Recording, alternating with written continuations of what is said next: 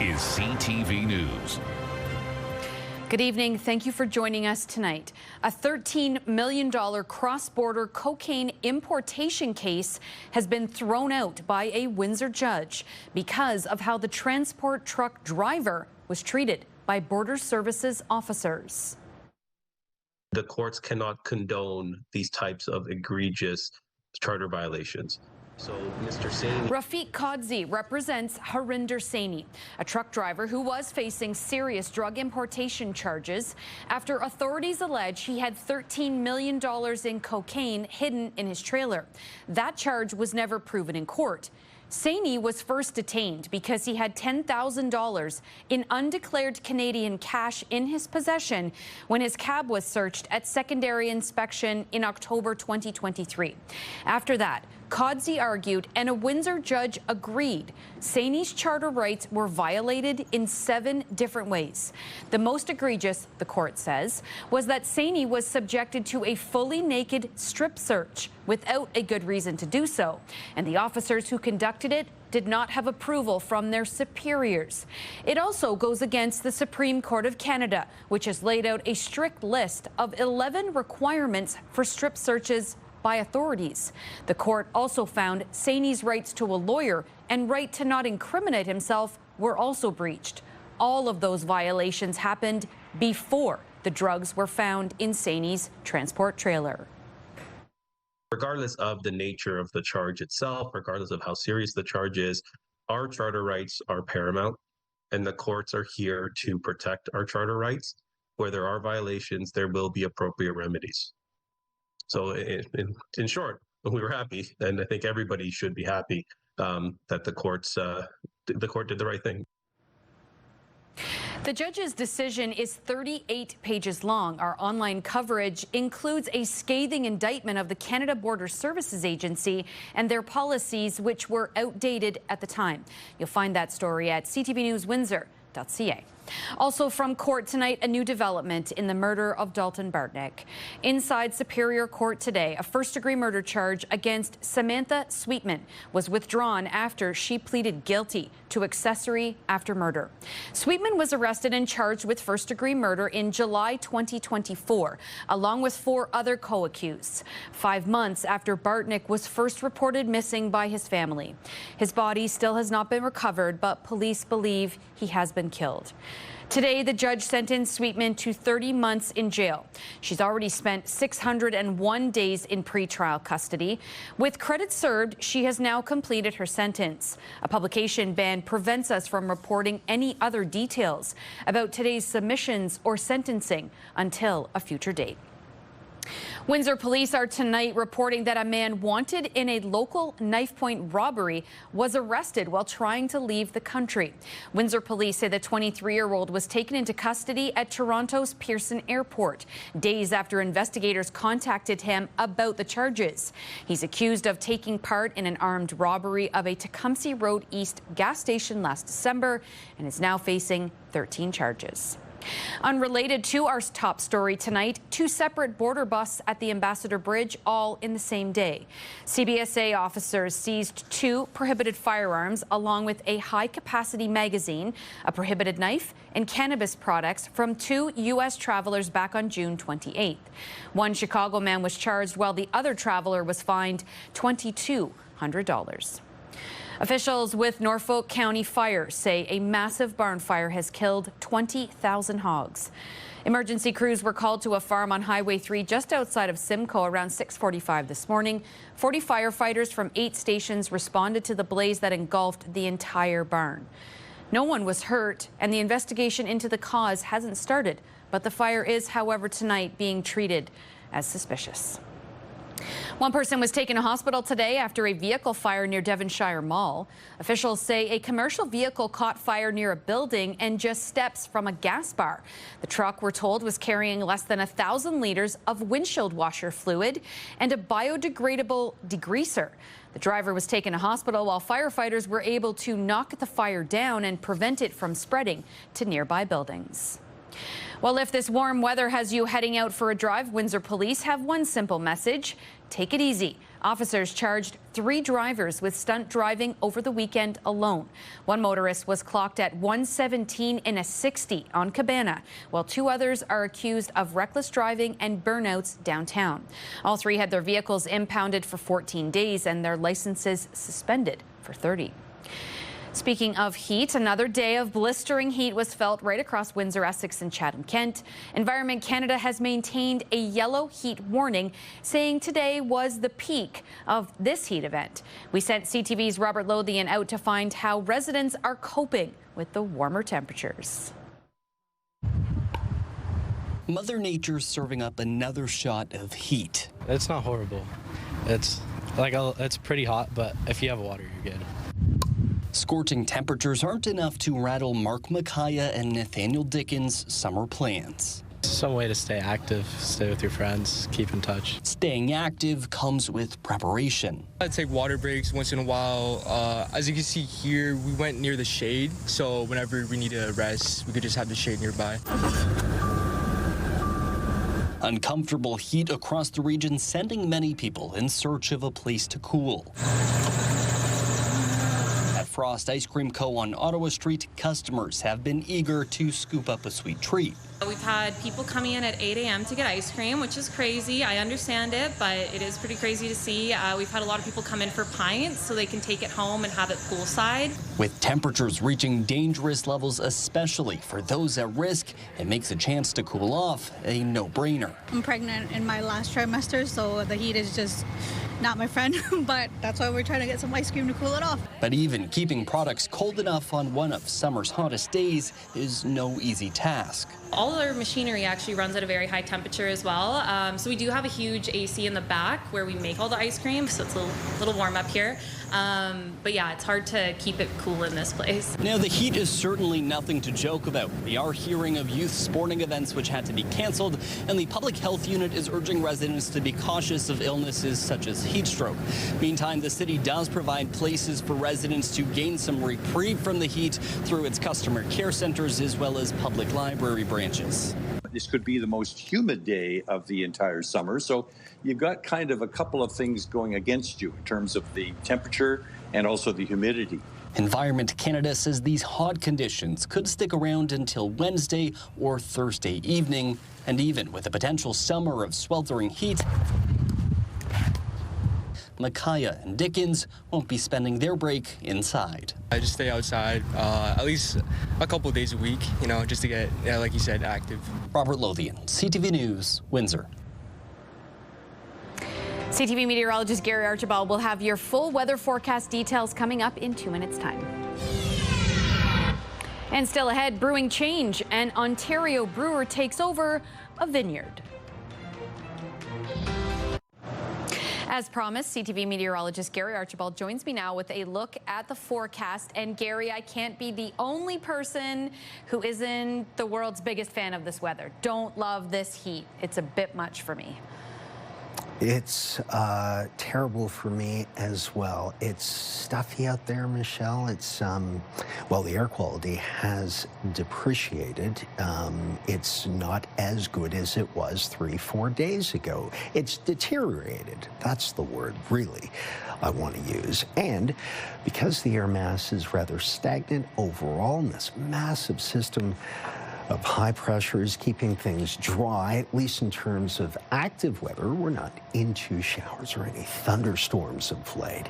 That's why the air quality has fallen somewhat out of the good graces on the AQI index into the mid-range. So hopefully we'll see some improvement the next storm that sweeps through with a cold front, introducing a fresher air mass, 35.2, 28.1. Those figures are important. Today's daytime high and the average what we would normally be looking at in Windsor on a July the 14th. Notice how the ridge is basically kept significant cloud and rainfall from the satellite radar image you can see out of the Great Lakes proper, save for the north shores of Lake Superior.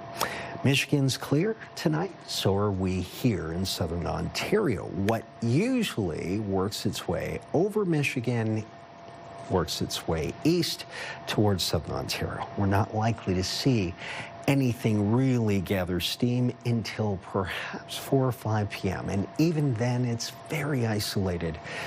Pop-up showers and thunderstorms. No significant wave activity. We're not talking about an area of low pressure with a sweeping cold front attached to it. We're talking about daytime heating.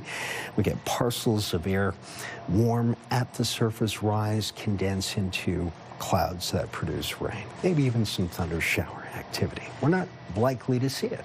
The overnight temperature is only 4 degrees cooler than what an average daytime high would be like at this time of the year. It'll feel like 30 at its lowest point. It is a sweltering early morning, while most of us are trying to get a good, cool night's rest. Tomorrow's sunny, high UV at 10 on the scale. That's extremely high. 35 will be reached at around 4 to 5 p.m., feeling like about 45. Could there be showers? About a 40% chance of that. And then early morning showers possible with some fog maybe. Thursday, a high of 32. Still in the heat warning through Friday. Before it's possible, we'll be out of it, but still warm, showery Saturday. Into the upper 20s and more seasonal Sunday, Monday, Tuesday. Mostly cloudy and showers possible that 3-day stretch. Michelle? Thanks, Gary. Debate about Amherstburg's policing setup continues to rage on in town. A bid by Councillor Diane Pouget to have the town's integrity commissioner investigate 2 members of council failed. The motion followed a meeting between Deputy Mayor Chris Gibb, Councillor Lyndon Crane, and Windsor Mayor Drew Dilkins about policing. Crane and Gibb said they broke no rules. A majority of council agreed. Meantime, the town is waiting for a quote from the OPP before deciding to go that way or to reinstate their own service. In Chatham-Kent, council wants more details as well before deciding whether to relocate Fire Station 1. Councillors voted 16-3 to have staff report back on a proposal to build the station at the former St. Ursula School site. The September report is expected to include a preliminary design with public consultation also planned. Well, all Essex County municipalities will soon have to think about data centers and whether or not we want them here. CTV's Chris Campbell has that story for us tonight. As demand for artificial intelligence grows, so too does the need for massive data centers to power it. Now, some Essex County politicians say local governments need to be ready before one ever comes knocking. Yeah, I'm hoping on Wednesday that County Council will direct administration to do a review and study of our land use policies with respect to AI data centers. I'm not aware of any imminent applications, but I know when they come quick, and I'd like us to be prepared for that. Kingsville Council unanimously backed Deputy Mayor Kimberly DeYoung's request for the county to study land use policies surrounding data centers. Her notice of motion asks county staff to work with local municipalities on a planning framework before any applications are submitted. When an application comes forward without policy in place, you just are left without the defense of enforcing whatever it is you need to do to protect the community. In Amherstburg, council has also passed motions asking the county to undertake a similar study. Councillor Lyndon Crane says there are still too many unanswered questions. A big one that's been raised to council and myself would be the impact on power and the impact on water consumption. Speaking with CTV News in the wake of an announced major metadata center in Alberta, CTV science and technology specialist Dan Riskin said those concerns are becoming common in communities across Canada. These things use a ton of electricity, like an unimaginable amount of electricity. A lot of them use a lot of water to cool those computers. And then there's also the issue that a lot of these data centers produce noise at these low frequencies that people are saying have health effects. We're still trying to figure out sort of what the implications are of living next to these big data centers. Riskin says dozens of data centers are already planned or operating across Canada, making it increasingly important for governments to understand how they fit into communities. So the policy is necessary for sure, and being ahead of it means we can actually be prepared. DeYoung's notice of motion is expected to be introduced at Wednesday's Essex County Council meeting, with a vote expected on August 5th. In Essex County, Chris Campbell, CTV News. The Assembly of First Nations has begun its annual general meeting in Ottawa. Things kicked off with a speech by National Chief Cindy Woodhouse-Nepinak. While the funding won't close the gaps, we talk to the chiefs all the time that will put those resources to work. In the spring, we traveled to Saskatchewan to be with Chief Wesley, the leadership, the elders, and the community members. We have offered them and the community of evacuees our full support. So it's disappointing that this new bill fails to clearly designate First Nations rights to clean water, because no sum of money will distract from the red flags we see in this new clean water bill. Sadly, it represents a step back from the progress that was made with Parliament in 2024. Chiefs are also expected to talk about the state of First Nations child welfare and calls for the Vatican to rescind a series of papal decrees. Wildfires have prompted evacuation orders for 5 communities in northwestern Ontario. Ontario Provincial Police have advised residents that evacuation orders are in effect for Armstrong and Cushing Lake, as well as Collins First Nation, White Sand First Nation, and Lac des Mille Lacs First Nation. Residents in the affected areas are being told to leave the area and head south to Thunder Bay. There are currently 128 active wildfires in Ontario's northwest region. 53 are out of control. 29 active wildfires are burning in the northeast region. The Ford government is racking up a considerable tab to keep American alcohol off LCBO store shelves. It's cost the Ford government $8 million so far to store U.S. spirits, wine, cider, and beer. The products, as you know, were pulled from the LCBO and other retailers in March of 2025 in response to President Donald Trump's tariffs. U.S. booze sales in Ontario previously totaled $965 million a year. The province says U.S. alcohol will remain unavailable until the tariffs are removed. Royal LePage is raising its national housing price forecast for this year as demand continues to outpace supply in some regions. The company expects the aggregate price of a home to increase by 2% in the fourth quarter to more than $823,000. Quebec City is expected to see the largest year-over-year price growth at 8%, while prices in Toronto are expected to fall 2% compared to last year.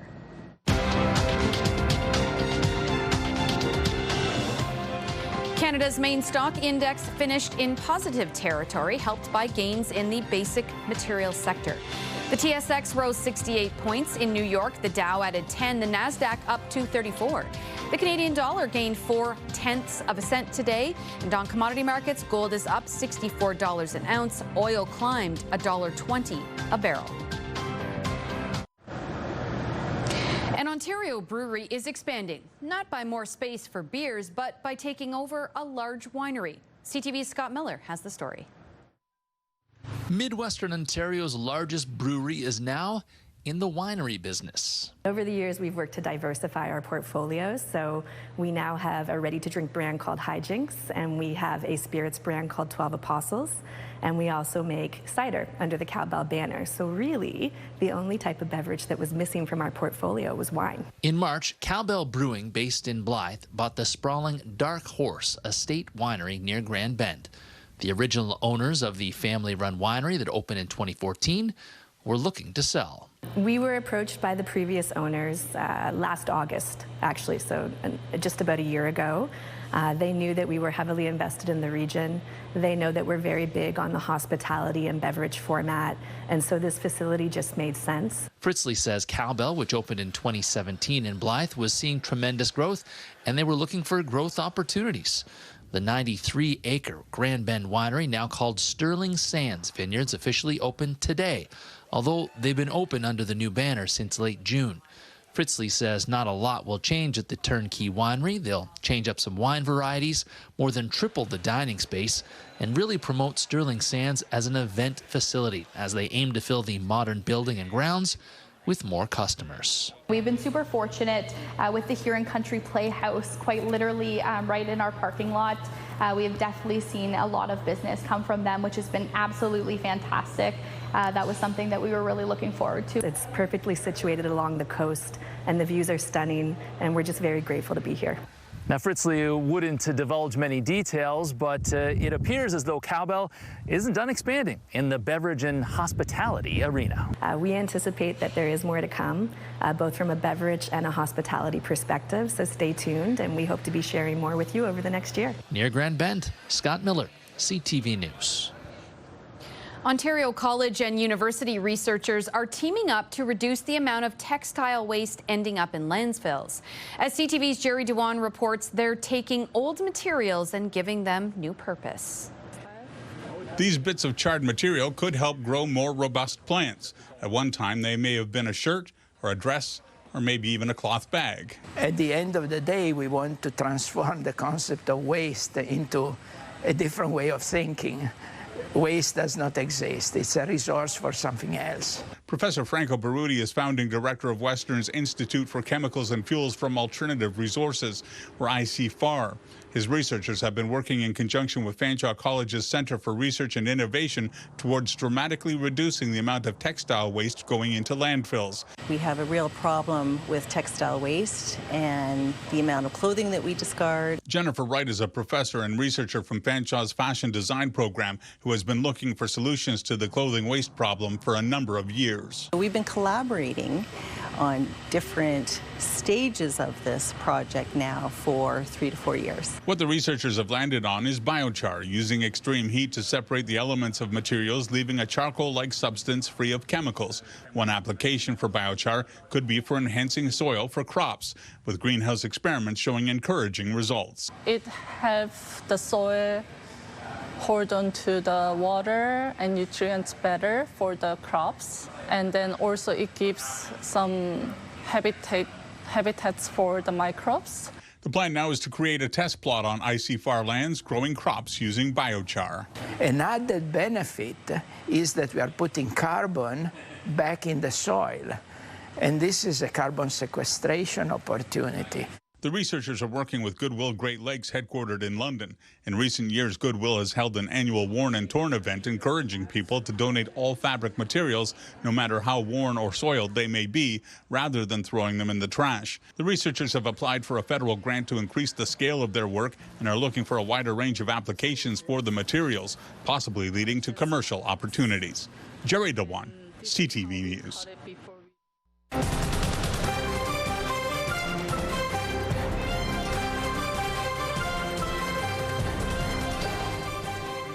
Team Canada may be out, but FIFA World Cup fever is in the Rose City tomorrow. We're one of 40 host cities for a fan event, just in time for one of those semi-final matchups.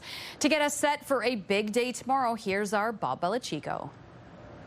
25 by 16 feet. No problem seeing the game from anywhere at the FIFA-sanctioned event. FIFA Tues in Windsor is a huge deal. 38 stops across 34 communities on the Canada Celebrates FIFA World Cup Tour, Windsor being the second last stop. I think it's reflective of our strong soccer community and the diversity of our soccer community. Joe Brill is president of the Essex County Soccer Association, who will have teams playing at the event in downtown Windsor Wednesday from 12 to 8. They're encouraging kids 16 and under to play on the mini pitches that they've set up over there. The whole area of City Hall Square is going to be filled with awesome, exciting elements to make sure you want to stay.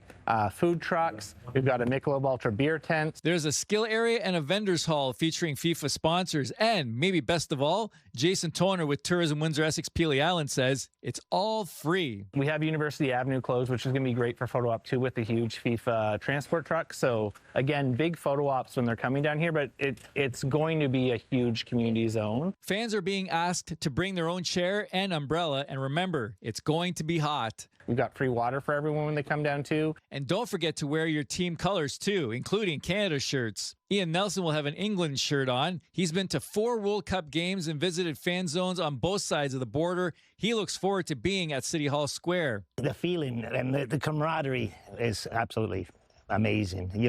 If you experience it, you'll never forget it. And that's what's going to happen. That's what's going to happen tomorrow. Wow. Hopefully. England hasn't won the World Cup since 1966, and fans are hoping the drought ends. We hope that 6 is going to be our lucky number this time. 60 years since World Cup. Poor Harry Kane hasn't even seen a World Cup being won. I hope he gets it for us. I had the privilege of visiting and watched 3 games actually in Buenos Aires. And so, I'm rooting for them, rooting for South America, and hopefully they can pull off a second World Cup in 4 years. I can relate to the struggles of England, and I really actually think I'm cheering them on, actually, to win it. So we've got the big screen, we've got activations all across the property, and it's going to be a packed house here tomorrow at City Hall Square for a big semifinal game between Argentina and England. Of course, we'll be live throughout our newscast at 6 on Wednesday. The game should be done by then, but the celebration of the beautiful game will no doubt be in full swing, and that goes on until 8 o'clock. In downtown Windsor, Bob Belichico, CTV News. And that FIFA event tomorrow in Windsor is going to happen, Gary, in the middle of our, real big first heat wave of the summer. I'm curious to see how many folks show up tomorrow. That's a really good point. Timing's not the best because we're looking at 3 o'clock, temperatures in that 34 to 35 range. Feeling like about 43 to maybe 45, 46. Yes, it's going to be sweltering tomorrow. High UV index, protect yourself. Saw a lot of people out there today, hopefully with sunscreen reapplied. And of course, protect your sight, your vision with sunglasses. That's why they're called sunglasses, of course. 32 and showery, possibly in the early morning, but sunny throughout the rest of the day. Thursday, 31 and still in the heat wave. Friday, mostly cloudy, possible showers. And possible showers and cloudiness, the story, as we start to cool off Saturday through Sunday, Monday, Tuesday. The temperature range 30, and then dropping down to a below seasonal 26, that 4-day stretch, Saturday through to the midweek of next week. That is a look at your weather. Good night. Calling all Jeep drivers, you are wanted down at the riverfront tomorrow. A 40-foot rubber duck is being set up today at Sandpoint Beach before floating into place Wednesday at the base of Olat Avenue. It's all part of Jeep's 85th anniversary celebration honoring the popular Jeep ducking tradition. The public is invited to tomorrow's event, which will feature Jeep displays, live music, and free commemorative rubber ducks for the first 1,000 visitors. That's all the time we have for now. On behalf of our entire team here at CTV News, thank you so much for watching and supporting local news. I'll see you right back here tomorrow on CTV News at 11. Until then, try to stay cool. Good night.